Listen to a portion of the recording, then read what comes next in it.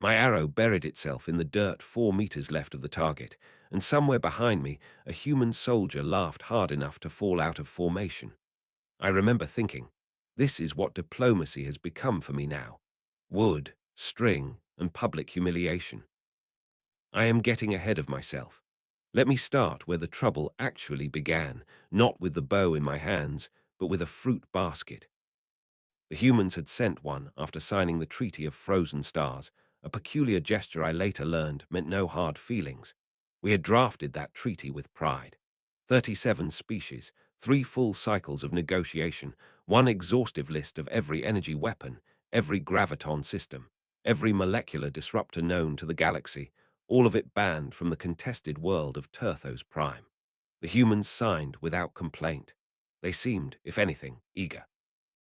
I should have known eagerness from humans was never a good sign. Commander Thrace called the emergency session 3 months later, her skin already shading toward the color she wore only when something had gone badly wrong. She didn't waste words. She just played the recording. 3,000 Kragnoth soldiers stood at the tree line of Turthos Prime, armored, laughing, confident, until the human line across the field revealed itself to be carrying, of all things, tall wooden staves strung with cord. Longbows, Thrace said, before I could ask. 8,000 years old, by their own reckoning. That structure being wheeled up behind them throws boulders using nothing but a counterweight, nothing electronic, nothing that violates one clause of the treaty. I watched a human woman, Captain Elena Vasquez, though I didn't know her name yet, raise one hand. Loose. The sky went dark with wood, not scattered fire, a wall of it, arriving at a speed that made Senator Plax's gaseous body flicker with alarm. Thrace read out numbers I didn't want to hear, impact velocities, penetration force, kinetic totals that rivaled a sidearm. The Kragnoth commander tried to close the distance. That was when the crossbows opened up, punching through his armor like it was ceremonial paper. When he finally ordered retreat, the trebuchet fired, and where his center formation had stood, there was only a crater 3 meters deep. Nobody in that chamber spoke for a long moment. Then Plax said what we were all thinking. Those are sharpened sticks. Sharpened sticks with several thousand years of engineering behind them, Thrace corrected. It got worse before it got better. A second human unit met the Zeltharian Combine in a mountain pass with slings, actual slings, the kind used against Goliath, thrown by soldiers Thrace, informed us were competitive athletes recruited specifically for the deployment. Admiral Zortex, silent until then, finally spoke, and what he said settled over the room like frost. We assumed primitive meant harmless. It doesn't. It means practiced. These people have had 10,000 years longer than any of us to perfect the art of hurting each other, and they never once forgot how. That is how I ended up on a shuttle to Turthos Prime, with a formal protest in one hand, and apparently no idea what I was walking into. Vasquez met us at the ramp with a grin that belonged on someone who had just won a bet against the universe. She called her base camp Throwback, and it looked exactly like that. Blacksmiths hammering over coal fires, carpenters shaping timber by hand, a trebuchet the size of a small building being repainted with what I would later learn was considerable affection. She handed me quilted armor before she'd said 10 words to me. "You'll want this," she said. "Not because I think you'll get hurt, because you might." They put a recurve bow in my hands within the hour. Lieutenant Webb, a scholar of old Earth warfare, coached my stance while I embarrassed myself in front of Admiral Zortex, who, infuriatingly, hit the outer ring on his second attempt. My third arrow finally clipped the target frame, and Webb cheered like I'd won a war. We toured the camp for 2 days. I watched cavalry drills, a demonstration of fire that burned even on water, a woman named Riley building an arrow from scratch out of stone and plant fiber in under a minute. None of it frightened me as much as the quiet certainty on every human face, the sense that all of this was, to them, simply Tuesday. The conversation that changed my thinking came on our last evening, around a fire, long after the formal tour had ended, and the cameras I'd assumed were recording had been switched off. Vasquez sat across from me, turning a bowstring over in her hands.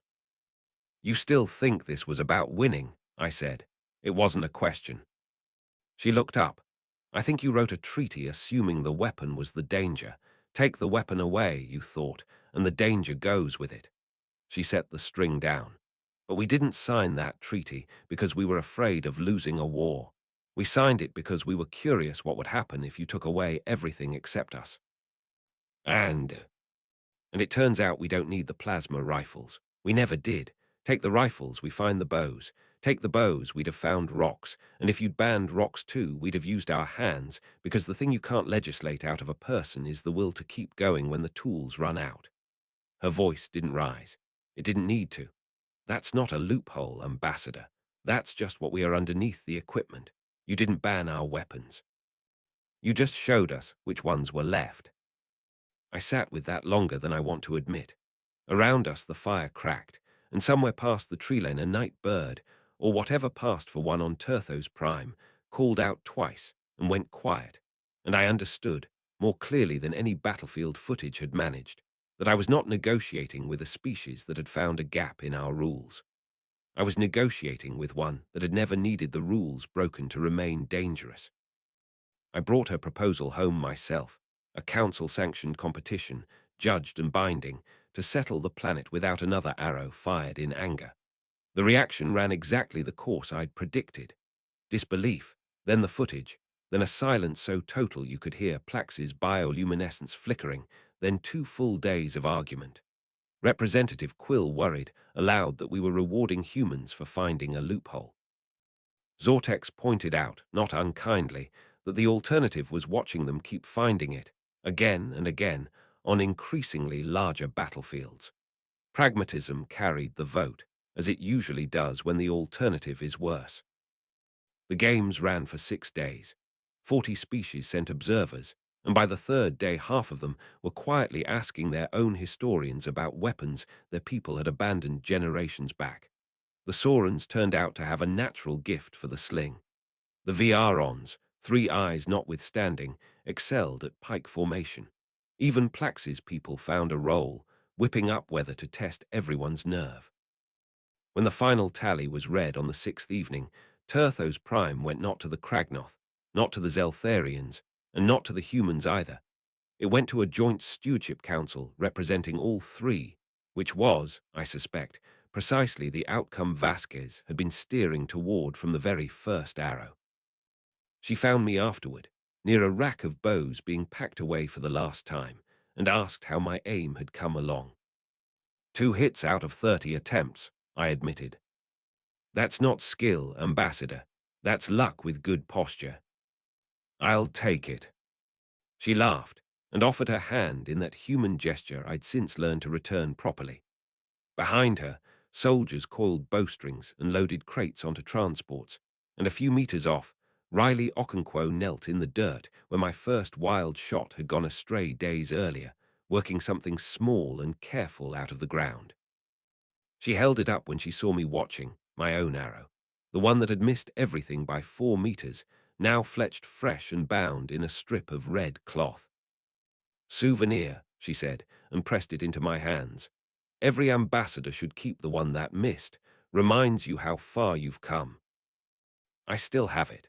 Some evenings, alone in my chambers, I take it out and turn it over exactly the way Vasquez once turned her bowstring, and I think about a species that never needed a single rule broken to remain the most dangerous thing in any room.